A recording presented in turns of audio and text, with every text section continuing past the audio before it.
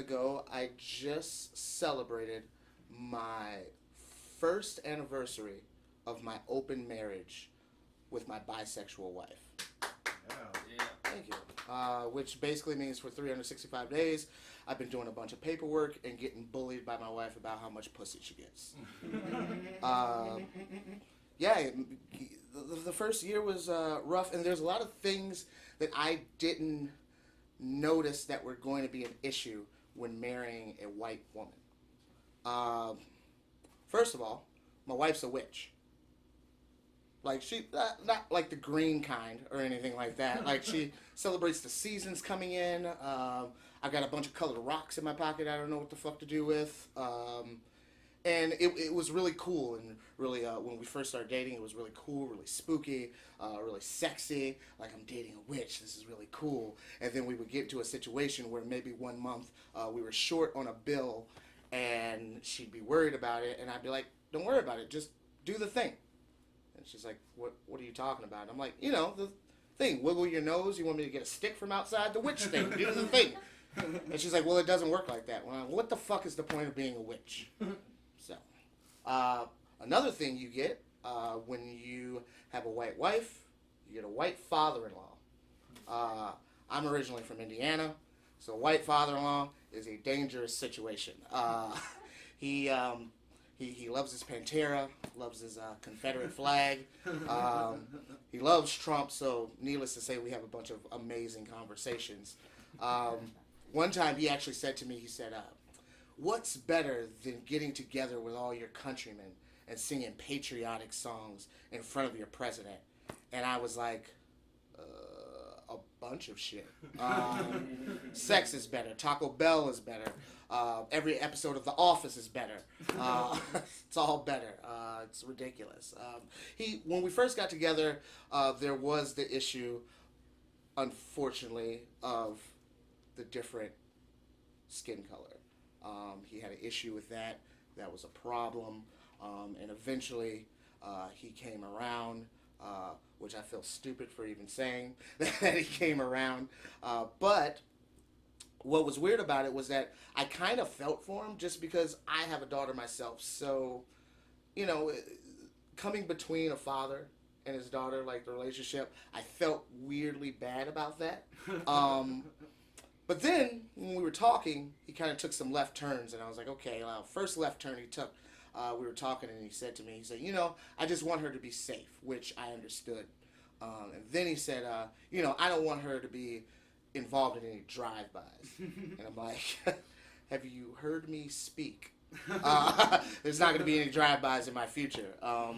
Then he took another left turn, and he said, this is a stereotype I had no idea was a stereotype for black people. He said to me this. He said, I don't want her to be involved in any pit bull accidents. Like, yeah, right? Like, which, first of all, don't own a dog. That's number one. Number two, the way my brain thinks, I was like, well, we don't listen to reggaeton, so you don't have to worry about any pit bull accidents.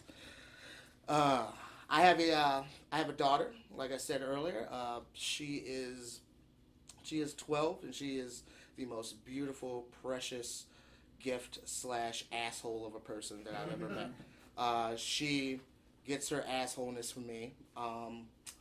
I noticed this when she was about 4 or 5. When your child's 4 or 5, you try to think of something to come up with to talk to them about, just to talk as a regular person. So I came up with something. I said, hey, who do you think would win in a fight between SpongeBob and Mickey Mouse? And she looked me straight in the eye and she said, who's Mickey Mouse? Oh. And then followed up with, oh, you mean Steamboat Willie? And I was like, you hipster piece of shit. My name's Keith Evans. That's my time. Yeah. I got sunshine on a cloudy day. Not where I'm from. When it's cold outside in the month of October. Or May, where I live too. It's cold there. I guess you say, what can make me feel that way? Keith, everyone. Keith can make me feel this way. He is a funny man, a handsome man, and he's here on Sunday morning sessions. And he is from Chicago. I am.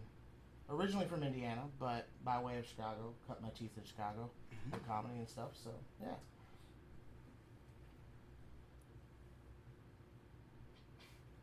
What are you thinking about? Yes. Oh. Not for me. So, who's your favorite Power Ranger? Oh, Pink Ranger. Ooh, Pink Ranger. Kimberly, Yeah, I had a also crush. known as I Got This. It is, Like a real name? yeah, her name is Kimberly's. I know she's a police officer now. She used to be the dance teacher at South Torrance High School, at my high school. Really? We would sneak into the class and we would watch her teach dance. Yeah, watch the Pink Ranger dance. I don't think we're allowed to say that. Oh, okay, Kimberly is that- Hart. Oh, no. Her name's Kimberly Hart. Kimberly Hart. Melissa Joan Hart. She was also the Sabrina. Kevin No. Joan Hart. She's Kevin Hart? Kevin Joan Hart. What a career Kevin has had. Kevin Joan Hart. What a career Kevin has had. If you were 8 feet tall Mm-hmm. and you were to walk into a 7-Eleven, Mm-hmm. Would I duck? Is that what you're saying? quack quack, motherfucker. Oh, do we have the same shoes? Do we? Almost. Almost. And the weed is good out here. What would you say is your favorite comedy experience? Favorite comedy experience. Actually, this is kind of a story. Love Actually. All right. Good movie, but I want to hear. Let's hear the story. Love Actually. So I did I was like 3 years in, maybe. I did for the Fireman's Ball, like in Indiana. Just one of them? Where'd the other one go? Well, it got burned in the fire. There's not twins for him. You know what I mean? We had a Fireman's Ball, and I had one of the best sets I ever had of my life there. So much so that a guy who was in Desert Storm gave me one of his medals because it was the first time he had laughed in so long. We're gonna have to what? Knock that down. We're okay. We're still gonna continue. What happened to his ball? Huh? What happened to his ball? Oh, well, I think his ball is buried with him now. He's now passed away. But that was one of the best comedy experiences I ever had in my life. Did you was it a fun gig? It was a fun gig. Where was it? Chicago? I was in Indiana, like in Highland, Indiana, for the Highland Fire Department. Highland? Highland. Hollywood and Highland. Well, not Hollywood. No, there is no Hollywood in Indiana. That's for fucking sure.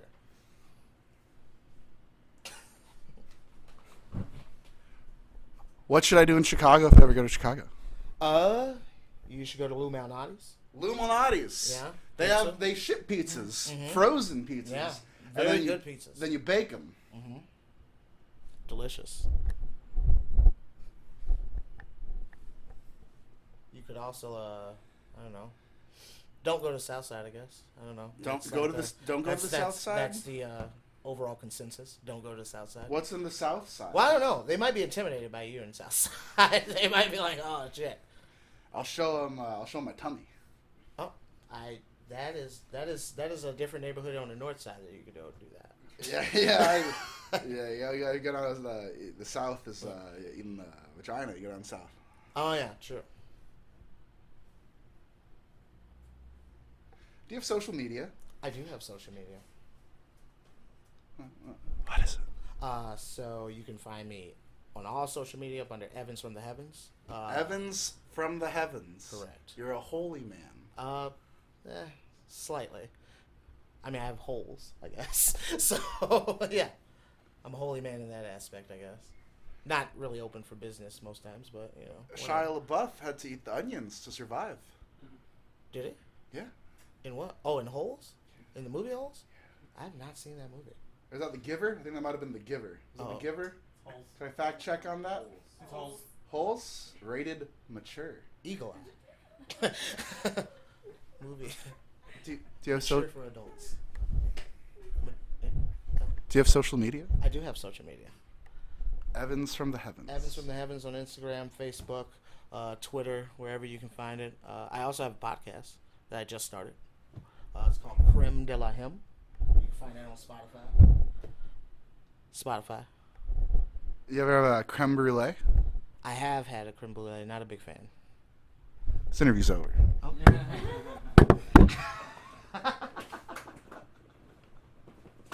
I am here on comedy by way of Chicago, but I'm originally from Northwest Indiana. I am originally from a town called Gary, Indiana, which you guys might recognize as the hometown of pop sensation Tito Jackson. But I also spent a lot of time in a place a little south of there called Crown Point, Indiana, which is the complete opposite of Gary, Indiana. So much so that I realized that I picked up a lot of bad habits from white people. Let me explain. If I'm out in Crown Point in their square, getting drinks with friends, it's about 3 a.m. I'm heading home back to my apartment. I'm walking home and I see another black person in Crown Point. I'm like, the fuck is he doing here? Pull out my phone, dial a 9 and a 1 just in case. Use my binoculars, make sure he doesn't have any Skittles in his pocket or anything like that. And that's a thing. Sometimes I feel like if I see another black person, I have to be the black ambassador of Crown Point, Indiana. So, I go up to her and I'm like, hey, how you doing? My name is Keith Evans. You see this whole Charlie Brown operation going on here? I'm the Franklin of this Peanuts gang, so don't fuck this up for me.